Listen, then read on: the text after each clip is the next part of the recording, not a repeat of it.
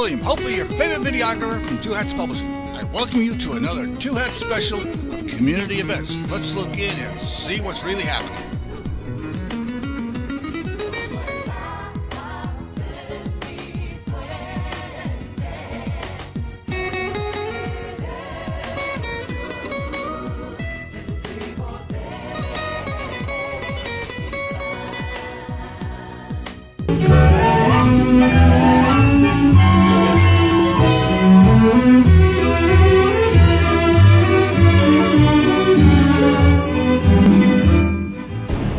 And good afternoon and welcome to Lambda Weekly. I'm Dave Taffet here in the studio with the late Patty Fink and LaRon Landis.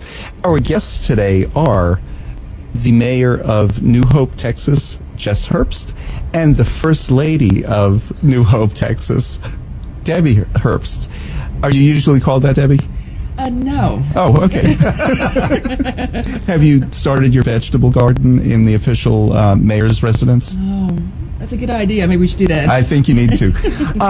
I have a couple of transgender stories. Oh, Jess is the transgender mayor of New Hope, Texas, and is no longer the highest-ranking transgender elected official in the country since Danica Rome was elected to the House of Delegates in Virginia, and since several city council people were elected in Minneapolis, and somebody was elected to the city council, I guess, Palm Springs. Mm-hmm. So you're way down there now, Jess. But you're still the first. And I'm happy to do it. The more people we get in politics, the more say we're going to have. So I was very thrilled that night to find out I was going to hand my title over to Danica. And that's great. We need to get Danica on. The more I've heard her speak, she's just dynamic. She gets sworn in this week on Wednesday at, I believe, 9 a.m. our time. Oh, well, then I'm still the highest-ranking official until she gets sworn in. That's right. I have a few more days of glory. You do, and boy, has it been glory. The other thing about this story that people should know is it is the most boring story of somebody transitioning that you could possibly want to hear, and that's what I love about it. I have two stories that I want to start with, and they're both transgender stories. First one's horrible. The first transgender murder of the year in the United States took place this week, and it was somebody in North Adams, Massachusetts. Her name is Crystalie Steele Knutslian, and North Adams, Massachusetts, our guest next week is from there, so we'll get more information about it from Leslie and Newman when she's on with us next week. But she was killed by her husband. Wow. The other one is kind of a fun story. Melissa Eade in Great Britain won a £4 million lottery, and she made it very clear she is not sharing that money with her kids, because her kids have been horrible to her. They even changed their last name so that there wouldn't be any connection to her. So she has all this money, and she said, I'm not sharing it with the kids. Yeah. She's sharing it with charities. She's doing all kinds of wonderful things with the money, but not for her kids. Does that sound like your story? No, not at all. She totally sounds like my kind of girl. Right. I mean, yeah, that's totally something. Use the money and be as spiteful as he can. Absolutely. Hey, you make your bed, lay in it. Right. So let's go through this really boring story, and I hope everybody's in the mood for a really wonderful but boring story, because this is the way it should be. Debbie, when did you first know that Jess was transgender? We were in college together back in the late 70s. So as soon as, we dated for maybe 6 months, and then we talked about it. But we didn't even know what the word was then. We just knew it was... Yeah, in 1979, I had never even heard the word transgender. I just knew that I felt feminine, and I really kind of thought, well, there's something wrong with me because I'm the only one that feels this way. I didn't know that anybody else existed, but, for some reason, I thought it was good. I was okay with it. I thought it was good that she thought it was good. It was great for our relationship. And then, how did you act on it over the years? Well, when she was good with us, like, well, you think maybe we can go out somewhere, and she would loan me a pink pair of jeans and a little makeup, and we'd go on and drive from Commerce, Texas to Dallas. I think We'd go to the Rocky Horror Picture Show. Oh, that's the place to do it. We were looking for that safe spot, which Right. we didn't really know a lot about. And then over the years, we would have maybe a weekend or something where I would get to say dressed at home. And Halloween parties were Oh, great. Halloween parties were great. Those were my holidays because there was always an opportunity to get dressed. But I always tried to disguise it somewhat. I remember one year I was working at the mall and I took the badge of the girl that worked with me and I just pretended to be her. That was Leslie. the wink. Who I came as Leslie. No, I got to be me, but I was pretending to be Leslie.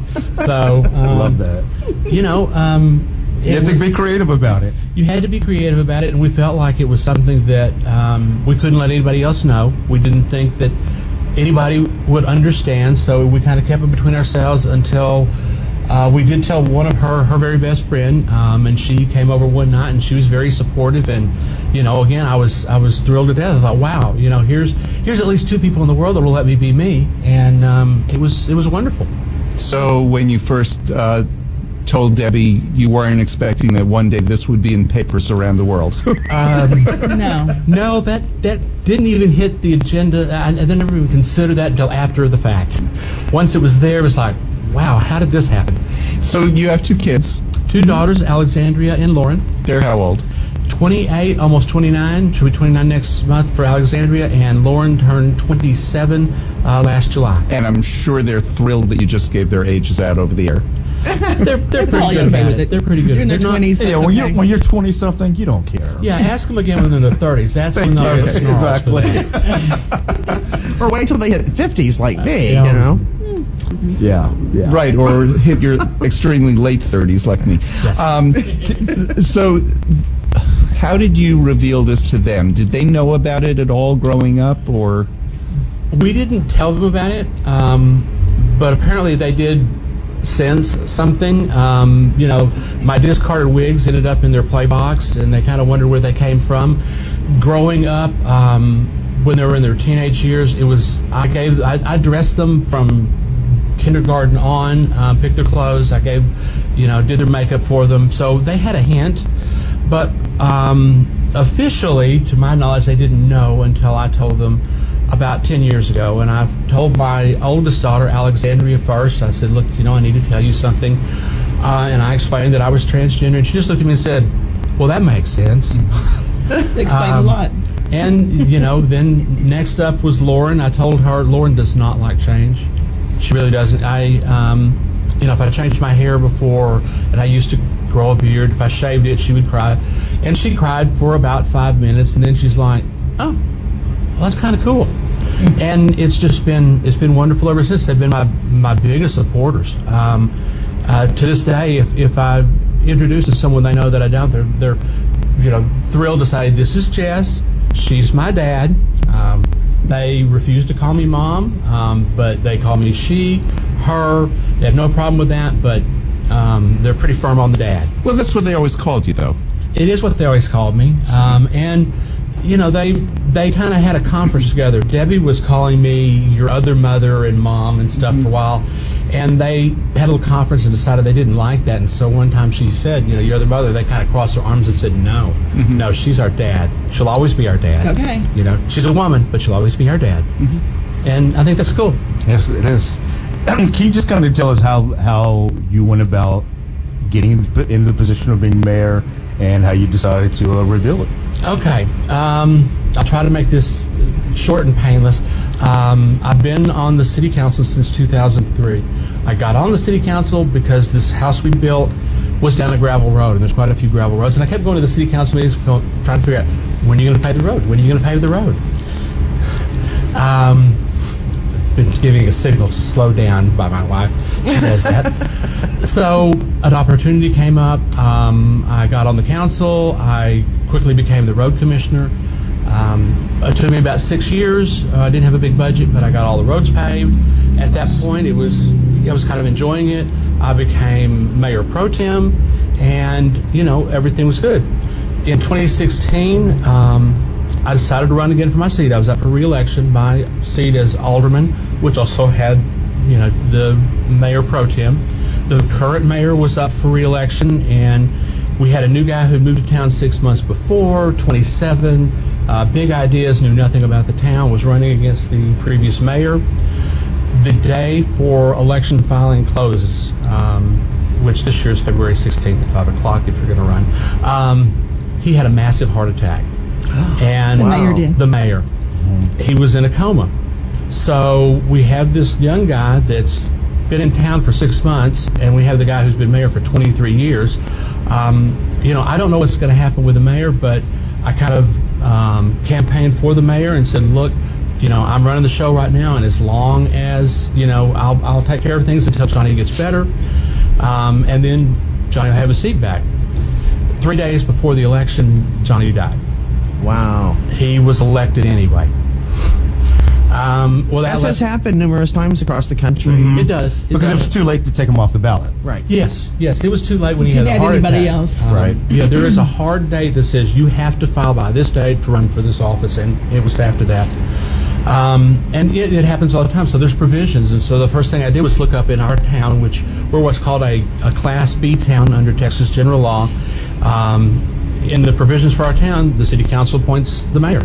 The May meeting, we had to nominate. Someone nominated me. I was voted for mayor unanimously, which was great, except that I knew that in 2015 I'd started taking hormones and I was transitioning, and my original plan was just to wait out until it started getting obvious, and then I was going to resign and kind of slip away. But now I'm the mayor, and I can't transition and be the mayor without telling you that. And not just the mayor, but the mayor, after the town had a real bad political thing happen to them, which was the death of the previous mayor. You don't want the next mayor to resign. That's You've right. been the mayor like 20 years or something. Yes, and there were other things. We didn't have a city council. They had been abolished years before, and the mayor never reestablished one. We didn't have a code enforcement officer. There's a few things that there's just like needed fixing, and I wanted to fix them. And so, to fix them, I had to stay mayor. And to stay mayor, I had to tell everybody. There was no other way around it. I mean, I could not be mayor and not be truthful. And the way you did it was very methodical. You had personal meetings. Yes. You released a statement. It took me about 6 months. I realized that if I was going to come out as mayor, I had to come out to all my customers. I'm a self-employed contractor. I work for about 5 or 6 different companies. So I slowly started taking the companies. One of those is a contract with the city of Plano, explaining to them I'm transgender. Then all of my councilmen, I took them aside one at a time, except for one. I took him with his wife, and explained that I was transgender. And one by one, I built up the people around me. And then, I got to the point where the only people left was the population in general. And it was, how do you do that? How do you tell a town of 600 people, a rural town where it's not, you don't go door to door because the doors are a long way apart, and some people, are out in the middle of 50 acres. And they have guns and they dogs have and shotguns and dogs, and so I decided I would write the letter. I wrote the letter. Debbie read over it, made some corrections. My daughters read over it. We kind of did a collective thing, and when it came time, I posted it on the city website. I then went on Nextdoor, which is the big social network in the rural areas, and said, hey, y'all should go read this letter. And the rest, as you say, is history. And then the reaction to it was just Nothing. It was. So I immediately started getting emails from people in the town, and I opened the first few, dreading them to hear what was going on. one thing that you said in your letter was, if you have any questions, please feel free to ask me. Yes, because I feel like I'm asking for their acceptance, and if I want people to accept me, I need to conform to their rules. They don't know this. Most people, 50% of the population until just recently didn't even know the word transgender. They don't know. They didn't understand it. So I knew I had to be open and I had to explain. If not, they were going to get the wrong impression. I mean, media has not been kind to transgender people up until recently. I think when I was a child, the only media example I had was Norman Bates, which was not a great Oh, yeah. Oh, example. wow, no. So yeah, I said you can ask me any question you want. Emails came in. they were like, congratulations, that's very brave of you. One person said, it does start to be a little emotional, said they were happy to live in a town that has somebody like me as a mayor. And it was amazing. And I'm like, great. This was all about a week before my last city council meeting. Before the next city council meeting, sorry. I show up at that city council meeting. There's people there. I take about 5 minutes and say, look, in case you haven't already read what's going on, I'm transgender. I explained it. Everybody kind of nodded, and we went on. It was, and the reaction to it was, yeah, okay. And next on the agenda, roads. There's a transgender pothole. It was okay. Agenda item number 1. What are we doing with it? And we just went down the line, and it's been that way ever since. But that same night, one of your friends had told who was it? Texas Observer, and they had called right before the meeting, right? And I was in the shower, and I talked to them a little bit, and then you talked to them right after that, and they just wanted to confirm that the letter on the website was authentic. Is authentic. That's all they want to know. Is that authentic? Yes, it is. And then the reporter came that night to the meeting. Yeah, I had no idea, but there was a reporter there from D Magazine in the back scribbling notes, and from that. The initial publication, they just confirmed these facts were true, and they put out a publication right then before the meeting even started. I didn't know this. She's in the audience looking at her phone. Looking at my phone, and she has a strange look on her face. And I have no idea what's going on, but I've got a meeting to run. Yeah, and it was like probably a 2-hour meeting, something like that. But I was sitting back with some of my friends in the audience, and we're like, it was Dallas, it was,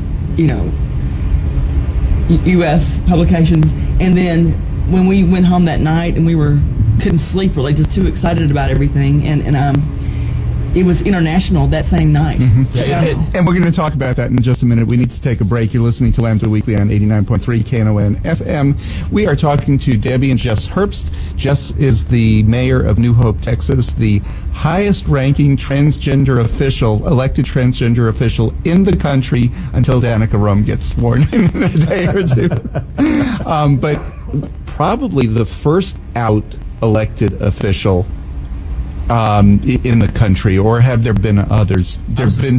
I was the second openly transgender mayor in the country. The very first was Stu Rasmussen in Silverton, Oregon. That's right. Okay, so just right now is the highest ranking. Won't be in a few days, and that's a good thing. We're going to talk more about that in a few minutes here on Lambda Weekly, 89.3 KNON FM. This is Rollins Gilliland, and I'm listening to Lambda Weekly on 89.3, and darn glad to be doing it. And this is Lambda Weekly. I'm Dave Taffet here with the late Patty Fink and LaRon Landis. Our guests are Jess and Debbie Herbst. Jess is the mayor of New Hope, Texas, and we have her on because she is seeking higher office. You'll be running for president, or? Not just yet. I am running for mayor again. You're running for mayor, okay. But maybe something after that. Ask me in 2020. And it's nice to have a mayor on who's actually talking to me. Yeah. Unlike our current mayor here in Dallas. Debbie, although he has been on. He has been on, and he's not speaking to me right now. Debbie, I want to ask you, this was a big change in your family life, and it wasn't something that you just said when just started transitioning, started taking hormones. Okay, everything's just fine. Talk a little bit about what you went through, because we know so many other spouses come to completely different decisions than you came to. Well, sorry. I'm trying. At first, when Jess was making some changes, she's on HRT and so on, she's making some deals with me about, like, I'm going to do this, 2 weekends out of the month, or I'm going to do this or that. And then I kept on asking Jess, as I was saying, I think it's going to be a lot more than that, And then as we got closer to the time, I realized I think it's going to be full time. And she still was saying she didn't think so, but it seemed like it. And so I had to think about, how does it affect me, a little bit, because it kind of changes my identity. Instead of just being cis woman married to a man, and I had a vision in my head of how that was going to be when we retired and so on. It was going to be different. It's going to be two ladies being together, and I was not sure if I was happy with that idea. So I did a lot of soul searching about that for, probably 9 months or so, and I came to the conclusion that, the thing is, I love Jess. Jess is my soulmate, and I always want to be together with you. And so, That's wonderful. yeah. And that's such a sweet story. And I'm not trying to minimize at all what you went through, but so many spouses. This is the first time we've had the spouse of a transgender person on. And how many trans people have we had on? Lots and lots and lots. But the first time, because your story is different than most. Now, you said you've met some other couples who are in the same position that you're in. So we have two couples in Austin that I met through the bathroom bill fight. Which side were you on? I'll give you about 3 guesses, and none of them count. Violently opposed to it, but and they're just like Debbie and I. I mean, it's the transgender woman with her wife. The wife is still there. 2 of them are lawyers, and they're just fascinating. The other couple it was originally from Asia, and they're just absolutely amazing. My best friend here in the DFW area is a transgender woman. Her wife is wonderful. The kids are wonderful. We just had dinner with them last night. And everything's it's all wonderful. And I'm not sure if we're just somehow magnetically drawn because we seem to be anomalies, or if there's a lot more of us out there than we understand. It just doesn't come up. As you said, this is a boring story, and boring stories don't make the headlines that often. You just don't hear about it. I think there are far more of us than people understand. It's just transgender people have, for decades, felt like we have to stay out of the limelight. We have to not be known. We have to hide. That's changing. It's changing rapidly, and I think you'll see more stories like ours. I really do. Gee, and I love the way you address this issue in your letter, and you make the distinction of like, look, this is not a sexual orientation issue, because there is the assumption that whenever particularly when a man transitions to a woman, that they are now going to be with a man. Yes, and that's not always the case. It's there is absolutely nothing that ties your sexual orientation to your gender identity. As I said, if you're a cisgender person, you can be gay, you can be straight, you can be anything in between. The same thing is absolutely true of transgender. Absolutely. We have the same situation. And in a lot of ways, when I first started coming out, the place I found the safest was Sue Ellen's, which, and you'd go down there and, then I'd wander around the neighborhood. And there's one thing that quickly comes out. People think, oh, well, if you dress up like a woman, then you must be gay. And I'm thinking, most of the guys in here that are gay are not looking for someone that looks like me. They're not looking for someone feminine. Your orientation is your orientation, and it has nothing to do with your gender. Nothing at all. They're separate. Right. I do trainings at the Dallas Police Academy and Dallas Fire Rescue Academies, and we've been doing that for decades, I guess.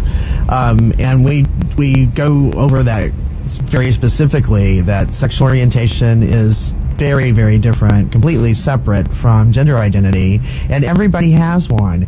And to see the class when they say everyone has a sexual orientation, everyone has a gender identity, the transformation in their minds that they too have a gender identity, and it's not just like I think there is this perception that only gay people have a sexual orientation, but it is really interesting to see people finally get it. And I think one of the things that we're really is bad about our own community is that our own community doesn't get that very well. I think we need to do a lot of education in our own community, because you know what? A room full of straight cisgender people can get it. We need some work in our own community. I agree. I've come to know, this last year, the people I know in the LGBTQ community has just expanded, 100-fold. I now know people in Austin and D.C. and from various people. And you're right. The one thing I see among our community is we're just like everybody else. We have our own prejudice. We have our own preconceived notions. And the fact that we're LGBTQ doesn't give us this miraculous sight. We don't just automatically know because we are. We have the same issues that everybody else has. And the big problem in the trans community is a lot of the, are you trans enough? You know what? If a person says they're trans enough. That's all that counts. Yeah. I wanted to go back to Debbie for a moment, and your response to all of this. It's one thing to privately embrace and accept your spouse, but it's another thing to just like, you know what, I'm going to have to deal with this publicly now because you are married to a public official. Was there ever, so your name is going to be right there in the paper alongside hers. Was there ever a moment you're like, you know what, why don't you hold off until your term is up? Yes, I was asking for more time forever because I was just, nobody at my work, only one person knew about this, and so, and I knew, it's like thousands of people. So, because I've been there for a long, long time, but when I went to work the morning after you came out publicly and it was in the papers, it was on the news, it was everybody in the Indian knew. Times. And when I got to work that morning, people already knew and were kind of asking me about it. And so I wrote a little message about, a couple paragraphs to kind of explain this. Also, ask me any question, that I'm good with this and all that. And we were going to go on the television the next morning to do some interviews that just came up that morning. And so I set it out thinking, okay, let's see what happens. And then people stood in line at my desk to get hugs and congratulate me and just be so supportive. I was just like, oh, that's awesome. Wow. Overwhelmed by the support. I had a couple of people that, they clearly told me they weren't really, this wasn't their thing. I'm like, okay, because if they don't want to talk about it, I'm not going to ever talk to them about it if they need to ask me. But if they want to hear anything or know more about how this is, I'm open to it. So what were some of the questions that you got? Well, a lot of things are about, physical anatomy, and that people just went straight to that. People, my girlfriends, it's like, okay, they asked, they didn't hold back at all. That was their first question, I think. People are very concerned. But they are. And Jess and I talked about this before the show, but you're actually open to that, and I know. I am open to that. It's not. In general, transgender people are not. It's a private thing. But again, I feel like I'm, at this point in my life, I'm a bit of an ambassador. And the only way that we're going to get the general public, society, to fully understand this is if they understand it. And I don't care. Ask me a question. There will never be a time that I will be anything but this transgender woman. I've been on too much. And LaRon, don't ask that question. Oh, I've never asked that question. But you can ask me. Off the air. But I wanted to make the distinction because now there's just much more trans visibility in the media. That has been one of the main talking points from some like Laverne Cox and so forth. Like, you know what, that's not an appropriate question to ask. So, and that's her personal decision. And I know there's some other personal decisions, but there's some others like yourself. They're like, no, I'm fine with that. And I think in the long run, it won't be a question that people need to have answered. And it is a personal decision. It is. It's your body. You don't go around asking other cis men, well, hey, tell me about what's between your legs. You just don't do that. So LaRon does that all the time.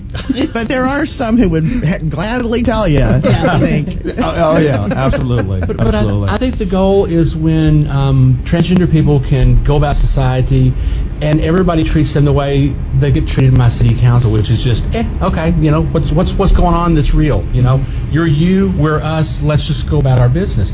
We're not there yet, but you know what? We've made huge strides in the last few years. We really have. And I'm going to do everything I can to keep moving in that direction. Now, are you up for re-election? I am up for re-election May of 2018 in just a few months. Wow. January 17th is when I can file, and I will be filing for running for my office as mayor. Awesome. This will be a first then again. It will be. an openly trans person running for office in Texas. Correct. But It's exciting. In all fairness, Danica Rome was very openly trans, and she won House of Delegates, and wow. You know, of course, what made that race so exciting was she was running against such a horrible person Yes. who labeled himself the House of Delegates chief homophobe, Yes. or Virginia's chief homophobe. Right. So, you know, good for her. Just like Julie Johnson is running here in a district against the person who wrote the bathroom bill. And he So- declares himself the most conservative member of the Texas legislature. Right. So, you know, you just have to love those kinds of races. There's just something special about it. But in your race, are you going to have an opponent, do you know? Oh, I'm sure I will. I cannot imagine, after all the publicity and everything, I cannot imagine someone not running against me. I don't know of anyone running at this point. I'll find out sometime between January 17th and February 16th. So, how do you campaign in a small town like that? Door to door. You go around and you talk to people. And I got to figure out how to get past those dogs and the shotguns to get all the way down some of these driveways, but I'll figure it out. Your kids. Let's go back to how they've reacted to this. You have one child who lives near you, but most people think when the way you direct them to their house Yeah, that my oldest she daughter doesn't. lives across the pond from us, and that is not Europe. That is across our pond. We have a 50-acre farm, and there's about an acre pond between her house and ours. So, you know, she and her husband, Andrew, have been they have been, again, my biggest supporters. They've been fantastic. You know, they will... if anybody says anything about transgender people, they will let me educate you just a little bit. You know, they're just amazing. My youngest daughter lives in Dallas, and you know, she's the same way. She introduces me to everyone, and just like, this is Jess. She's my dad. You know, she'll talk to people. My dad is a transgender person, and if they have any kind of you know, questions or derogatory statements, you really don't want to make a derogatory statement to Lauren, because boy, she'll get you. So you know, they have just been amazing. I couldn't ask for a better relationship. One thing that one of our regular guests, Leslie, has said is that her daughter, who she gets along with just great, when she came out as having transitioned, she didn't tell her ahead of time, but her daughter said to her, "I wish you had told me ahead of time, so I could have said goodbye to him." How do you feel about that? So we've had this discussion, and there was a time that Debbie would say, you know, they all needed a little time to mourn, and I can understand where they initially felt You like didn't that. understand that. Well, I understand you're feeling that way now, but my point is that I'm the same person I've always been. I am me. This is me. I am no different now than before. The only difference is everyone gets to see me the way I've always seen myself on the inside. But my personality, who I am, what I do, hasn't changed. So they didn't lose me. I like to feel like, you know, they gained a lot. They got, you know, somebody that's easier to look at. But you also told your kids during the transition, Yes. it wasn't, you didn't go away and then come back as the new person, which some transgender people do. You didn't, they're not away, so that you didn't just transition and then show up and, hey, this is new dad. I told them that I was transgender, that I felt transgender on the inside, long before I decided to transition. They knew for years, and they watched me, you know, go from, you know, getting to be me a day or two, Like a week. teenage girl. Oh yeah, that Little was the bit. other thing. They kept saying, "Okay, well, you're Like going through 13. puberty again, particularly after the HRT," and it's like, so, you know, I think you made it to 11. They've graciously bestowed the rank of 16 on me now. And I'm hoping to grow beyond that. But yes, they've compared me to a teenage girl through the whole thing. So yeah, they've gotten to go through the process of knowing I was transgender, watch me decide if I can be the person I want to be, and go through the decision that yes, I'm going to transition. They've been with me through the whole thing. The whole family has. And they helped you with things like sitting down like a lady and that kind of stuff that you were just not doing it first. Yeah, my daughter Alexandria and I were in Austin for an event, and we were renting a little house, and I just told her, and she's like, "Okay, so get dressed up, man." And I did. Okay, sit down. She goes, "No, not like that. No, don't cross your legs like that. You don't just flop into." I mean, she became the coach, saying, "This is how you're going to do it," and it was very helpful. That's awesome. That you are in a family of cisgender women. That's played to use it to your advantage. Pretty much so. Even the dog and the cat are female, so you know. Yeah. We need to take a break. You're listening to Lambda Weekly on 89.3 KNON FM. I'm Dave Taffet here in the studio with the late Patty Fink and Laurent Landis. Our guests are Debbie and Jess Herbst. Jess is up for re-election as mayor of New Hope, and we'll talk more about this real non-story right after this. Hi, this is Valletta Lil, and I listen to Lambda Weekly. I hope that you will too. And welcome back to Lambda Weekly. I'm Dave Taffet here in the studio with Laurent Landis and the late Patty Fink, and our guests are Debbie and Jess Herbst. Debbie is the First Lady of New Hope, and Jess is the Mayor of New Hope, up for re-election this May. Laurent. Oh, well, I was just saying before the break, my daughter now has 2 pets. Got them almost 2 years ago, and they're both girls. I have a female cat and a female dog, and she was so elated when that happened. She says, "Yay!" Telling me and Danny, her dads, you guys are outnumbered now. So, so in your situation, you were already outnumbered, but now you're one of them. Yeah, I was never really outnumbered. They just didn't realize it. I knew that we were all on the same team. It just, it was. They had to go a little way before I told them. So, did you ever think of transitioning sooner, or did you do it at the right time in your life? I think I did it at the right time in my life. And this is a debate that I've had with many of my transgender friends, because, I'm in my late 30s like you are. And we have this debate about, okay. What's the look from your wife? When we talk about... That was aimed at both of us, Jess. Yes, I think so. If we knew what we knew now when we were kids, when we transitioned, and, there's part of me that says, oh, yeah, absolutely, but then you don't have to look at it now. It's like, well, if that had happened, I wouldn't have Debbie, I wouldn't have my kids. I think it happened at the right time. There was just something about the convergence. The society was changing. All of a sudden, there was information out there. The kids were out of school. We were kind of empty nesters, and I don't know. It all just happened. I think for the best. It happened the way it had to happen. Have you heard from trans kids? Oh yes. Tell me about that a little bit. Yeah. I have a stack of letters, probably 6 inches high, that I received, handwritten letters from kids and parents when I came out and was in the news, thanking me. Saying, it gave them. It gave them someone they could look up to. There was somebody else, that they could say, "Oh, you can grow up and be trans. It's not, it's not a horrible thing. You're not going to be shunned. There are possibilities." And that, boy, those just, they just break my heart. And it was amazing. Since then, I know probably a dozen trans children, and they're all wonderful. From Libby Gonzalez to Johnny and Ashley's children. Children that I met while we were testifying in Austin.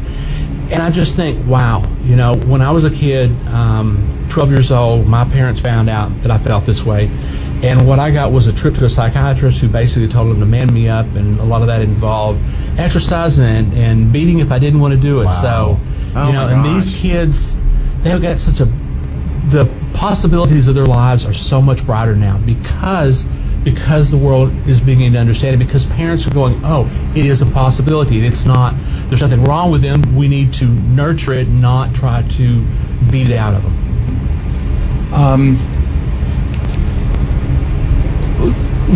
I'm just thinking about all these trans kids that are looking for a role model. Kids are very accepting of this kind of thing between each other, and kids even will accept their parents who transitioned very easily, and I'm thinking about, I interviewed Amanda Simpson. Amanda Simpson worked for Raytheon, and then she was hired by the Obama administration. I think her last role was procurements for the Army. Head of procurements for the Army. And big time, like missile systems. And When I say procurements, I mean missiles and, yeah. big weaponry. And she was at Costco with her son, who was about 6 at the time. And her son wanted a sample, and so he goes up to the counter, and she's the woman at the counter said, "Well, you have to ask your mom if it's okay." And the 6-year-old puts his hands on his hips and says, "She's not my mom. She's my dad. She used to be a girl. She used to be a man, but now she's a woman." And Amanda, who's very proper and brilliant. I mean, when she's talking about missile systems, it's like, okay, whew, just went over my head. But when she's talking about transgender issues, she's, here she is, okay, I think I want to fall through the floor here. But kids are just very accepting. They are. And when I first started coming out as Jess, I learned pretty quickly that if I was in public, there's kind of a scale. The younger they are, the less I had to worry about them giving me a hostile reaction. And, the older and what have you. That's all pretty much gone away. I really don't get a second look anymore. But there was a time that I did, and the younger they were, the more accepting they were. Absolutely no problem. Yeah. And kids will out you. Oh, yeah. They will. I mean, I had to experience that. Well, because, like, for your daughter, having 2 gay dads is just normal. It's just normal. All she's ever had. I remember when she was about 3 years old, took her to the pediatrician for one of her checkups, and her regular pediatrician wasn't in that day, so she had to see one of the other doctors. First time seeing this woman, she was great, and she's like, "Oh, hi, Gabrielle, tell me about yourself." And like one of the first things out of her mouth was, "I'm 3 years old and I have 2 daddies." And I mean, the look on my face was just like, that was on, okay. So even if you want to hide it, they're going to out you. Right. Yeah. I remember way before Gabrielle was born, I remember Elizabeth Birch was on our show, and she had said the same thing. Just like, one of the things, if you're going to be LGBT and you have kids, be prepared, because they are going to out you if you aren't already comfortable with yourself. I really remember her saying that, and it's so true. And maybe that's one of the things that just impresses me, that the two of you are not just comfortable with yourselves, but so completely comfortable with each other, which is one of the reasons that this works so well for the two of you. Well, it doesn't. Like she said, we're soulmates. We're best friends. We've traveled all over the world together. We've been, through hard times and good times. And Married for 37 years? Yeah, we've been married 37 years, 38 this summer. So I think wow, after this, congrats. Thank you. Yeah, it's wonderful. And I'm really glad that, still at 36 years, it was touchy, but she did say she's going to go ahead and keep me, so I was so happy that day. Did you ever sign something? No, I need to go back. Will you sign something when we get home? One of the things that you did, you told us what kids wrote to you. What are some of the other things that people in New Hope asked? Because you did, in your coming out letter to the city, invite questions. I did, and that first meeting when I stood up, before the meeting, explained who I was, I had some questions, but they were all fairly minor. I mean, what about Debbie? Are we, were we breaking up? No. How are the kids? Kids are great. After the meeting, and from time to time, I get pulled aside. It's like, so are you going to have the operation? And what? I don't really get much of that anymore. It happened in the beginning. I think a lot of it was because there was so much media attention. All they had to do was pick up a magazine or look at the internet, and they could get the answer to these questions. I didn't get near the questions I thought I was going to get. A lot of times, I almost feel like I look at their faces and I feel like I'm trying to guess what they want to know, and so I'm trying to tell them, so it's out there and they don't have to go through the awkwardness of asking me. So New Hope is a very small town. What's the population? 500? It's a little under 700. Little under 700. Okay, it's grown. So, but do you think that actually played to your advantage because you do know so many of the people? I do. I think it played to my advantage in that they had known me. I had been part of the town government for 14 years, and they were, I had a track record. I wasn't somebody new that they didn't know if I was going to come do some crazy things, paint all the streets pink, or, try and throw a pride parade where I was the only one marching or something. What a great idea. We're going to hold next year's Pride Parade in New Hope. Who do we apply for the parade permit? City council meetings the last Tuesday of every month. So, yeah, a lot of it was a small town, so most of the people that were concerned with the town government came to the meetings. They knew me. They knew who I was, and so they had to get used to, I looked different, but they weren't really expecting to have to get used to somebody entirely new. They just had to get used to something new about someone they already knew. So, see, and this is me being bad. I expected lynching. I expected, in conservative town, small town, we can't have that representing us. I was expecting people at city council meeting screaming and shouting at you, what are you going to do, turn our potholes transgender? Are you going to, what are you going to do to our roads? What are you going to, because roads is the major thing in the city. But I disagree a little bit. This is, she's an example of what we've I'm saying me bad for that. This is what we've been saying for years now, that when somebody knows somebody that's LGBT, discrimination is less. So this is precisely how I'm sorry, name escapes me, down in Houston became mayor. Anissa Parker, that's right. They already knew her. So it does absolutely make inroads when you know someone who's openly LGBT. So are you now the only woman on the council? No. Oh, cool. I have two women on the council besides myself at this point. Awesome. And that's awesome. So it's tied. There are 5 aldermen and the mayor. I'm a voting member, so it's 3 and 3. We have 3 women, 3 men. Oh, that's so awesome. That's representative of society. That is awesome. It works out pretty well. I will have to say that when I came out, I had some of the fears that you did. I had, and Debbie too, we had, envisions the Westboro Church sending, a bus down to New Hope and burning a cross in our yard. That would have worked to your benefit. It really would have. People would have banded together and said, not in our town. Because one of the things I love about Westboro is that they're so far to the right, and people on the right have to draw a line, we're not that bad. And they're great. That would have unified your city magnificently. Well, as it is, it was unnecessary. The city was unified. There was there was no problem. And I do have a little story to tell you. This last October, my birthday's in October, I threw a party, and I had a little experiment. Through a party at my house, I invited everybody that was on the city council, everybody in my department that I work in the city of Plano, people from her work, and about 20 transgender people, and threw them all into a big party in my back patio. I did provide some alcohol and food, and you know what? Didn't know what was going to happen. It was going to be either everybody on one side's over here and everybody on one side. Within 10 minutes, everybody was mingling, talking, having a great time. Oh, that is awesome. And this is people who had never met a transgender person other than me. And I kind of, it's like, okay, you're used to me. Now let's show you that all transgender people are not the same. We're just like everybody else. Everybody's different. So here's a bunch of my friends. And it worked out fantastically well. That's wonderful. I was so thrilled that everybody got along so well. And, one of the things about that is everyone who attended that party will now go back to their spheres of influence and say, wow, what an experience.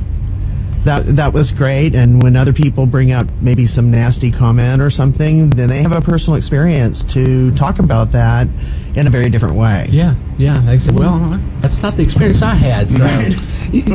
Well, and the other thing that they're going to go back and say is, I met a transgender person. They are so boring. True. The appetizers were fantastic. Right.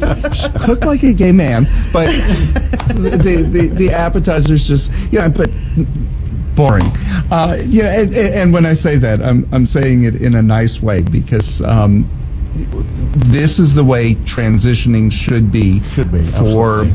most transgender people that who were married or in a relationship. It shouldn't end, even if the marriage ends, it shouldn't end with the recrimination and the hatred and the anger that it does. And one of my goals, I guess, if I could, if I could have a wish, it would be that every transgender person has the same experiences that I had, because everybody, people have been wonderful to me. I have had no trouble with anything. It's just like, I don't know, a guardian angel is just walking around and making everything right. It should be this way, and I do know people who've had, a very difficult time, that have been treated poorly. I know people that have lost their jobs, that have been kicked out of their apartments, some of this heartbreaking. Yesterday, Debbie and I went through, I'm on a board for a grant for transgender people, and we went through the candidates, and we're reading their stories, and some of them are just heartbreaking. These things shouldn't happen. There's no reason for it. A transgender person is just trying to live their true life, just like everybody else is. And I'm just waiting for the day when, you're not calling me for the radio, because it is too boring. And it's part of the reason I didn't do a story on you originally in Dallas Voice, other than I think we had a little blurb that you had transitioned and came out to your city council. And I was looking for this angle that would be different than what everybody else wrote, and the angle was nothing happened. Mm-hmm. And you haven't been on the show here yet, because what are we going to talk about for an hour? And sadly, there's so many people who come out as trans, begin HRT and whatever level of transition they choose, and they oftentimes move. They will leave their entire community, all their network of friends and family and co-workers, in order to begin a new life anew, even though they don't know anybody, so that they can just be who they are. And it makes me so sad. And here you are in a little bitty town. I mean, I'm not trying to diminish how small New Hope is, but tiny. It's a little bitty town. Yeah. Debbie, you said you grew up there. Mm-hmm. And you're able to stay right there in your community, friend rich, family rich, and just acquaintance rich. Yes. And be yourselves. I think that's extraordinary. I really do. Well, and I think that's part of the reason that I have been so successful, because I did stay where I am, and I did. As I said earlier, I just simply show people who I always have been, and I know some of the people that have decided, I'm going to move away because I'm going to be a whole new person. This is going to be something completely different, and then they do move and they do transition. They realize they're still them. They're still the same person they were inside. They're just expressing it, and they're not this magic new person. And so sometimes I think that brings upon some of the problems itself, and that whole idea. We are just about out of time. Do you have some advice for somebody who's transitioning on the good way to do it? Yes. Remember, if you have a family or friends, no matter what, you're not transitioning for yourself, you're transitioning for everybody in your sphere. Make sure that everybody knows. I tell a lot of my transgender friends that, are scared to tell their wives that when you do finally come around to telling them, if you've been lying to them, the lying's going to be worse than being transgender. Be yourself, be honest, and just, remember, it affects everybody around you. But if you take your time and you're careful and you make sure everybody's on board, make sure everybody understands what's going on, things will go really well. Well, thank you so much for the both of you. Thank you so much. Thanks so much for coming on, and I hope you'll come back. I'd be happy to. Absolutely. Awesome. Our guest next week is Leslie Newman. She's best known for her book Heather Has Two Mommies, but she has a new book of poetry and essays that's out for adults. And we're going to be talking to Leslie. She's always fun to have on. We'll see you all next week. Have a good week, and thank you so much for being with us. Thank you. Thank you.